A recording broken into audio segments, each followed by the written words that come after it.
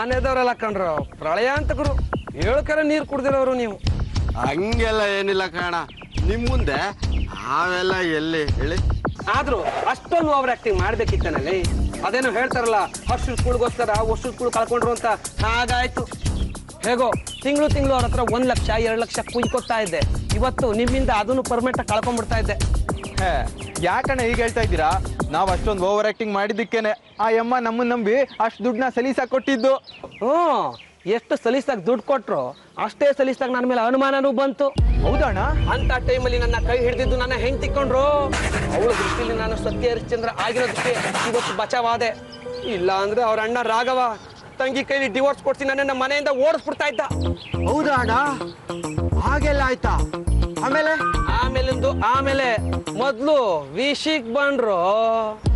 ಅಯ್ಯಯ್ಯೋ, ಮಾತಾಡ್ತಾ ಮರ್ತೇ ಹೋಯ್ತು. ಮರ್ತೋಗುತ್ತೆ ದುಡ್ಡು ಕಂಡ್ರೆ ಎಲ್ಲ ಮರ್ತೋಗುತ್ತೆ.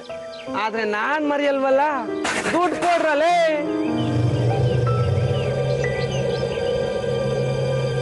ಅಬ್ಬಾ ಕಮ್ಮಿ ಆಡ್ದೆ, ಕೈ ಕಟ್ಟಾಗಿ ತಗೊಂಡ್ಬಿಟ್ಟಿತ್ತು.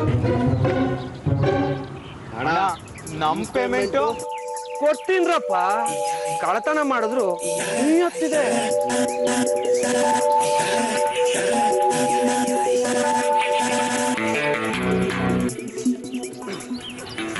ಸರಿ ನೋಡೋಣ. ಅಣ್ಣ ಮರ್ತು ದುಡ್ಡು ಕಡಿಮೆ ಕೊಟ್ಬಿಟ್ಟಿದ್ದೀರಾ? ಮರ್ತು ಕಡಿಮೆ ಕೊಟ್ಟಿಲ್ಲಪ್ಪ, ಅನುಮಾನ ಬರೋ ಥರ ಆಕ್ಟ್ ಮಾಡಿದ್ದಕ್ಕೆ 25% ಕಟ್ ಮಾಡಿಕೊಟ್ಟಿದ್ದೀನಿ. ಕ್ಲಬ್ ಮುಖ ನೋಡಿ ತಿಂಗ್ಳಿಗಟ್ಟಾಗಿ ಹೊಚ್ಕೊಂಡ್ರು. ಬಂದ್ರು ಹೋಗೋಣ.